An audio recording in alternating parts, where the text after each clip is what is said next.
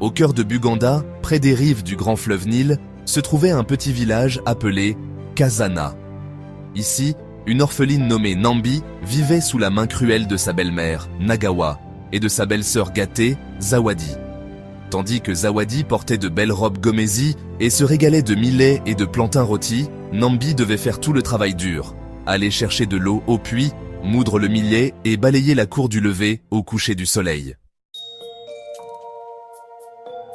Un soir, alors que Nambi se promenait dans la luxuriante forêt de Mabira pour ramasser du bois de chauffage, elle entendit d'un doux fredonnement à l'ombre d'un grand arbre muvule.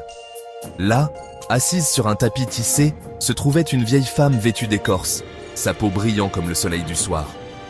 C'était Djadja Mirambe, la guérisseuse sage et mystique, connue sous le nom de la bonne sorcière de la forêt. Djadja Mirambe, tu as beaucoup souffert, mais ton cœur reste pur. Elle plongea la main dans son panier tissé et tendit à Nambi un petit œuf. Djadja Mirambe, traverse la petite rivière Sézibois au lever du soleil et casse cet œuf. Ton destin t'attend. À l'aube, Nambi traversa soigneusement les eaux peu profondes de la rivière et cassa l'œuf.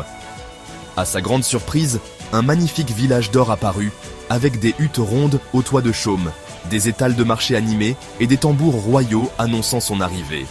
Serviteurs, guerriers et villageois s'inclinèrent devant elle. Villager, tu es notre reine.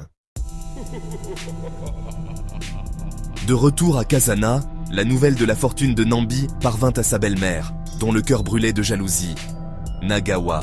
Si cette misérable fille peut devenir reine, Zawadi mérite encore plus. Elle envoya sa fille chercher Djadja Mirambe, lui ordonnant de demander des richesses encore plus grandes. Zawadi arriva à la forêt, son nez se plissant de dégoût. Zawadi, vieille femme, donne-moi un œuf meilleur que celui que tu as donné à cette orpheline. Djadja Mirambe soupira, mais lui tendit 2 œufs, un petit et un grand. Djadja Mirambe, ne casse que le petit œuf lorsque tu traverseras la rivière.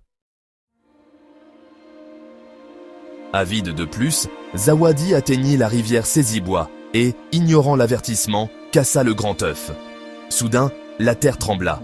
Un rugissement assourdissant remplit l'air, alors que des lions féroces bondirent, leurs yeux dorés brillant de faim. Ses cris résonnèrent dans la vallée, mais lorsque sa mère arriva, il ne restait que des empreintes et des roseaux brisés. De retour dans le village doré de Nambi, la nouvelle reine gouvernait avec sagesse, veillant à ce qu'aucun orphelin ou enfant pauvre ne souffre comme elle l'avait fait.